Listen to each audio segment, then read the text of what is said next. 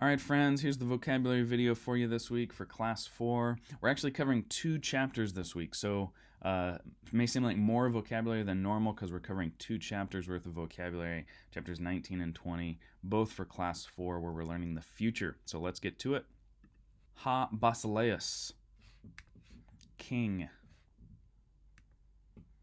Genao, I beget, give birth to, or produce. This is one of our gamma nu verbs that sometimes get confused. We'll talk about these as we go forward. But genao, I beget, give birth to, or produce. Zao, I live. He iudaya. He iudaya. You see the capital letter there? Judea. This is Judea. Okay? The region of Judea. Then, similarly to that, Iudaios, if used as an adjective, can mean Jewish. If used as a noun, can mean a Jew, a Jewish person. Okay? So, Iudaios means a Jewish person. Ha Israel, Israel. It's a pretty easy one. Ha karpos, fruit, crop, or result. Okay, can mean, like the fruit, the result, the offspring, the fruit of your actions, that sort of thing. That's what I mean by result there, kind of the metaphorical usage. Medzon, greater.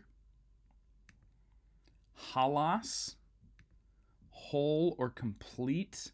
If it's used as an adverb, it can also mean entirely. Okay. Proskuneo, I worship. Iro, you see that we just started over alphabetically, so we're getting into that next chapter here. Iro means I raise up, I take up, or I take away.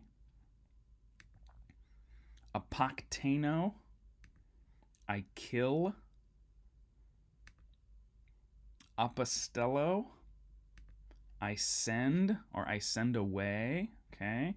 The word apostle is related to this, the noun for apostle, which may at some point meant sent one or something like that, or like some sort of a dignitary sent on behalf of some other kind of idea, but I'm not sure that that's necessarily that strong by the time we get to the first century. Apostle is, more of the kind of overseer, that sort of thing.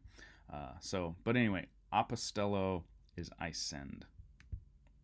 Baptizo, I baptize, or I dip, or I immerse. Okay. Obviously, baptize, our English word, is just a cognate, just a transliteration of baptizo there, and that's where we get the word. Immerse is probably the most fundamental to what this word is talking about. Gnosko, I know, or I come to know, or I realize, or I learn. Another one of those gamma nu words that sometimes we get confused. So gnosko is I know. He glossa, tongue or language. Agero, I raise up, or I wake. Ekbalo, I cast out, or I send out. Okay. We're going to learn balo later as well, which means I throw. Ek means out, so it means I throw out. But this is kind of a forceful word. When Jesus casts out demons, this is the word that's going to be used. But interestingly, in the Gospel of Mark, after Jesus is baptized and he goes out into the wilderness, it says that the Holy Spirit ekbaloed Jesus out into the wilderness, which is really an interesting kind of word. It's like it drove him out, it sent him out. Apparently there is something really important in the wilderness to kind of have this showdown with the devil that needed to happen, and so Mark uses this really strong word, which is just interesting. It's noteworthy when you're reading it in the Greek. Ake, there, or in that place. Krino, I judge, or I decide, or even more softly, I prefer. Ha laos, people or crowd. Meno, I remain or I live can also mean I abide, kind of that biblical churchy word there, abide. That's where we get this word here from meno. Harao, I see or I notice. He Safia is wisdom. So the woman's name Sophia means wisdom. Ta stama means mouth. This is where we get the word stomach from stama. Sozo, I save, I deliver, or I rescue. Soteriology is the study of salvation and salvation history in theology. So we get that from this word sozo. And if you're up to date, 227 words, 75.81% of the word occurrences in the New Testament. That's over 3/4.